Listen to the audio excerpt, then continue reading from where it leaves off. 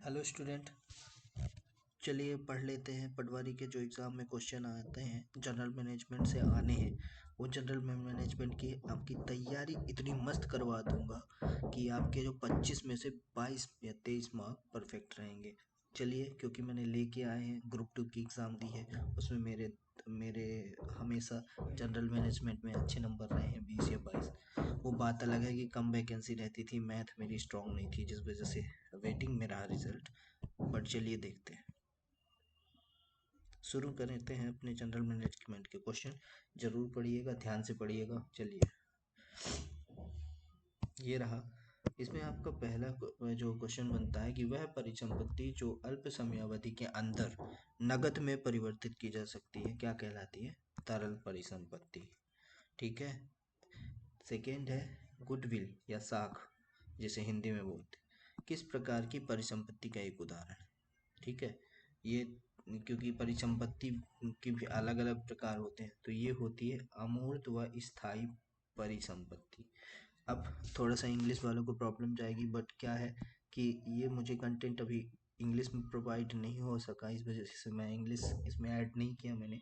आगे यदि इंग्लिश में मिलता है तो मैं इंग्लिश में भी ऐड करूँगा, बट चीज़ों को समझिए, चीज़ों को ध्यान रखिए, परिभाषा के तौर पर याद रखिए, तो आपको कहीं ना कहीं वो माइंड में आ जाएगा और आप इतना बड़ा याद नहीं करना पड़ेगा, एक शब्द से ही आंसर लगा सकते हैं। ठीक है। सेकेंड है किसी समस्या को हल करने के लिए कार्यविधि की पहचान करने और चुनने की प्रक्रिया क्या कहलाती है? तो वो होती है निर्णयन। थोड़ा सा दिमाग लगाना है, एक जैसे शब्द होते हैं, उससे घबराना नहीं है। ठीक है। मजबूर, नियंत्रित और निर्देशित। अब ये 3 पॉइंट को कर लीजिए। मजबूर, नियंत्रित और निर्देशित लोगों के साथ वह प्रबंधित करने के लिए पारंपरिक दृष्टिकोण को प्रदर्शित करता है। तो ये होता है मैकग्रेयर एक वैज्ञानिक, उनका क्या था? सिद्धांत था। क्या था? सिद्धांत। ठीक है, मैकग्रेयर का सिद्धांत। फिर है जो एक कंपनी सर्वश्रेष्ठ करती है उसे किस रूप में जाना जाता है? तो होता है मूल सक्षमता, कोर कॉम्पिटेंसी। फिर है जब एक व्यक्ति को 2 या 2 से अधिक विषम उम्मीदों को पूरा करना होता है, तब इसे क्या कहते हैं? तो उसे कहते हैं भूमिका संघर्ष। देखिए, अभी आपके कम से कम 5 क्वेश्चन कवर हो चुके हैं, 5 या 6, इतने से ही, डिटेल्स में ज़्यादा नहीं पढ़ना है। वह लेखांकन अवधारणा जो बताती है कि व्यापार एक लंबी अवधि के लिए चलेगा क्या कहलाती है? वह लेखांकन अवधारणा जो बताती है कि व्यापार एक लंबी अवधि के लिए चलेगा कहलाती है सुनाम प्रतिष्ठान अवधारणा। ठीक है। गोइंग कंसर्न कॉन्सेप्ट, कितनी बढ़िया बात है, याद भी हो जाएगा कि व्यापार की एक लंबी अवधि के लिए चलेगा, है ना? तो उसको कहते हैं सुनाम प्रतिष्ठान अवधारणा। ठीक है। फिर नेक्स्ट है फॉर्म में भरा गया ग्राहकों की प्रतिक्रिया किस प्रकार की सूचना का एक उदाहरण है? तो वो होती है बाहरी सूचना। फॉर्म में भरा गया ग्राहकों की प्रतिक्रिया किस प्रकार की सूचना का एक उदाहरण है? बाहरी सूचना का। नेक्स्ट चलते हैं। किस चयन परीक्षा को उचित परीक्षण देने के बाद दिए गए कार्य को करने की क्षमता के मापन के लिए संगठन द्वारा आयोजित किया जाता है? कितना इजी क्वेश्चन है। रुझान परीक्षण, एप्टीट्यूड टेस्ट, याद भी होगा। अब FASB आप सर्च कर लीजिएगा, गूगल कर लीजिएगा, कब कब बना, कब रहा इसका, है ना, स्थापना, ये सब इसका फुल फॉर्म, क्योंकि ये इससे भी आ सकता है। जरूरी नहीं कि मैंने एक लाइन बनाई है यही उठा कर देगा, नहीं, FASB क्या है यही भी पूछ देगा। ठीक। फिर है वित्तीय लेखांकन मानक बोर्ड को किस नाम से जाना जाता है? तो उसे जाना जाता है FASB के नाम से, वित्तीय लेखांकन मानक बोर्ड। ठीक। फिर है निष्पादन पर निगरानी रखना और मापन करना, निर्धारित लक्ष्यों के साथ इसकी तुलना करना और सुधारात्मक कार्यवाही करने की प्रक्रिया को किस नाम से जाना जाता है? वो है नियंत्रण करना, प्लानिंग करना। ठीक है, यानी प्लानिंग नहीं, नियंत्रण करना। ठीक है, कंट्रोल करना। फिर है मानव संसाधन प्रबंधन का निम्न में से कौन सा कार्य भविष्य मानव संसाधन आवश्यकताओं को पहचानना और कार्मिक जरूरतों के पूर्वानुमान को सम्मिलित करता है? वो कहलाता है नियोजन। ये होती है प्लानिंग। ठीक है, प्लानिंग। नेक्स्ट है प्रबलीकरण सिद्धांत किस पर आधारित है। तो एक शब्द याद रखें, प्रबलीकरण किस पर आधारित है, अधिगम सिद्धांत और स्किनर के सिद्धांत पर। ठीक है, अधिगम के सिद्धांत पर और स्किनर के सिद्धांत पर। तुलन पत्र क्या होते हैं, बैलेंस शीट आपने सुनी होगी, कॉमर्स वाले स्टूडेंट है ना, CA CS। बैलेंस शीट किस किस लेखांकन समीकरण पर आधारित है, वो है परिसंपत्तियां। देन इज इक्वल टू देनदारियां प्लस पूंजी। ठीक, देनदारियां प्लस पूंजी। फिर है किस कर्मचारी शेयर योजना में कंपनी कर्मचारी को एक भविष्य की तिथि पर शेयर लेने का विकल्प प्रदान करती है। तो वो होता है कर्मचारी स्टॉक विकल्प अधियोजना, कर्मचारी स्टॉक विकल्प अधियोजना। अब इस प्रकार के 4 ऑप्शन होंगे जिसमें से आपका स्टॉक शब्द चारों में हो सकता है, कर्मचारी शब्द 2 में हो सकता है। तो इसमें घबराना नहीं है, आपको सही सही उत्तर में ध्यान देना है, कर्मचारी स्टॉक विकल्प अधियोजना। ठीक, फिर है मध्य स्तर के प्रबंधक किसके बारे में चिंतित होते हैं, तो वो होते हैं प्रभागीय उद्देश्यों के बारे में। अगला, जब व्यापार का मालिक अपने निजी प्रयोग के लिए व्यापार से धन निकालता है तो इसे क्या कहते हैं, तो इसे कहते हैं आहरण करना। क्या करना, आहरण। नेक्स्ट, कितनी समय अवधि के अंदर होने वाले लेन देन के लिए वित्तीय खाते तैयार किए जाते हैं, तो वो है 12 माह। ठीक है, 12 माह के लिए तैयार किए जाते हैं वित्तीय लेन देन खाते तैयार होते हैं। फिर है संगठन में प्राधिकरण के 3 मुख्य प्रकार कौन से हैं, तो पहला लाइन, दूसरा स्टाफ और तीसरा प्रकार्यात्मक।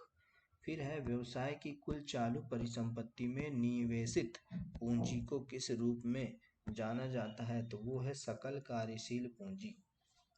नेक्स्ट है एक संगठन अपने कुछ विशेष लक्ष्यों को पूरा करने और उपलब्ध संसाधनों का उपयोग करते हुए उन लक्ष्यों को पूरा करने के लिए कुछ चुनिंदा फैसलों को अपनाता है, उसे क्या कहते हैं। अब इतना याद रखें, लक्ष्य को पूरा करने के लिए कुछ चुनिंदा फैसलों को अपनाता है, वो कहलाती है रणनीति कहलाती है ना। फिर होती है कैश, अगला है cash, inventory and prepaid expenses किसके उदाहरण है, तो ये है चालू परिसंपत्ति के। अच्छा क्वेश्चन है, याद रखेंगे। चालू परिसंपत्ति कौन कौन से, cash, inventory, prepaid expenses. Next है फर्स्ट लाइन। देखिए फर्स्ट लाइन कौन होते हैं, फर्स्ट लाइन मैनेजर, वे प्रबंधक जो गैर प्रबंधकीय कर्मचारियों के दैनिक पर्यवेक्षण के लिए जिम्मेदार है, रेगुलर पर्यवेक्षण करने के लिए। ठीक, दूसरों के साथ और उनके माध्यम से चीजों को प्राप्त करने की कला क्या कहलाती है, यही तो है प्रबंधन, मैनेजमेंट। सकल लाभ, अब सकल लाभ का आकलन किस सूत्र द्वारा तैयार किया जाता है। ठीक, तो वो होता है विक्रय, मतलब बेची गई सामग्रियों की लागत को निकाल के। ठीक है, फिर है किराया लेखा किस प्रकार का लेखा है, तो आय व्यय लेखा है, आय का व्यय का लेखा है किराया लेखा। फिर किस सूत्र द्वारा, ARR, इसका फुल फॉर्म देखिए अकाउंटिंग रेट ऑफ रिटर्न। जरूर पूछा जा सकता है, यही नहीं कि ये परिभाषा पूछी जाए, ये भी आ सकता है। ठीक है, की गणना की जाती है net income average investment, net income average investment से की जाती है। ARR की गणना किससे की, ARR equal to net income slash average investment. ठीक, ओके। प्रतिफल दर में परिवर्तनशीलता किस रूप में मानी जाती है, तो वो होती है जोखिम के रूप में मानी जाती है। प्रतिफल दर में परिवर्तनशीलता किस रूप में मानी जाती है, वो होती है जोखिम के रूप में। ठीक है, अब आपका ये जो नेक्स्ट क्वेश्चन बनेगा, नेक्स्ट क्वेश्चन प्रबंधक लेखांकन है। प्रबंधक लेखांकन क्या है, भविष्य के लिए लेखांकन। नेक्स्ट क्वेश्चन बनता है कि जब कोई कंपनी उसकी आय से निश्चित राशि का प्रतिशत प्रदान करती है तब यह नीति क्या कहलाती है, तो ये होती है लाभांश भुगतान अनुपात नीति। नेक्स्ट पॉइंट, किस पूर्वानुमान तकनीकी में अतीत के स्टाफ स्तरों का प्रयोग भविष्य के मानव संसाधन आवश्यकताओं के प्रक्षेपण में किया जाता है, तो वो है काल श्रेणी विश्लेषण। काल श्रेणी विश्लेषण। नेक्स्ट, पालन किए जाने वाले नियमों और प्रक्रियाओं के साथ नौकरी की मानकीकरण की प्रक्रिया क्या कहलाती है, तो वो होती है औपचारिकीकरण। ठीक, कंपनी के ईबिट, ईबीआईटी और शेयर धारकों के बीच उपलब्ध आय के रिश्तों को किस रूप में जाना जाता है, तो वो होता है वित्तीय प्रभावन क्षमता। फिर है बोनस शेयर जारी किए जाते हैं किसके द्वारा, मौजूदा कर्मचारियों को मुफ्त में। ठीक है, फिर है विसल ब्लोअर या मुखबिर कौन होता है, वो होता है वह कर्मचारी जो संगठन में अन्य लोगों की ओर से अवैध या अनैतिक आचरण का खुलासा करता है। नेक्स्ट क्वेश्चन, अधिकतर पूंजी निवेशकों के मूल्यांकन के लिए अधिमान्य तकनीकी कौन सी है, तो वो है निबंध वर्तमान मूल्य। नेक्स्ट, अतितार्थक लागत से मूल्य ह्रास हटाने के बाद एक स्थायी परिसंपत्ति का मूल्य क्या कहलाता है, तो वो होता है बुक वैल्यू या लिखित मूल्य। फिर नेक्स्ट आता है अपना पॉइंट, मार्केटिंग या विपणन में केंद्र बिंदु क्या होता है, तो वो ग्राहक होता है। फिर है एक अंतः कार्य प्रशिक्षण विधि जहाँ पर प्रशिक्षु को संगठन के विभिन्न कार्यों पर आधारित विभिन्न नौकरियों में रखा जाता है, क्या कहलाती है, तो वो होती है कार्यावर्तन या जॉब रोटेशन करके रखते हैं। ठीक है, तो ये थे आज के कुछ क्वेश्चन, बहुत ही इंपॉर्टेंट क्वेश्चन। इससे पता है इतने कम में आपको कम से कम 25 क्वेश्चन बन गए, मतलब 25 या 30 क्वेश्चन पॉइंट में बनाए जा सकते हैं, फुल फॉर्म पूछा जा सकता है। तो ज़्यादा नहीं पढ़ना, डेली कम से कम इस पर ध्यान दे दें, गारंटी देता हूँ 20 से 20 के ऊपर नंबर आ जाएंगे। ठीक है, ओके, मिलते हैं अपने नेक्स्ट पार्ट में। Thank you.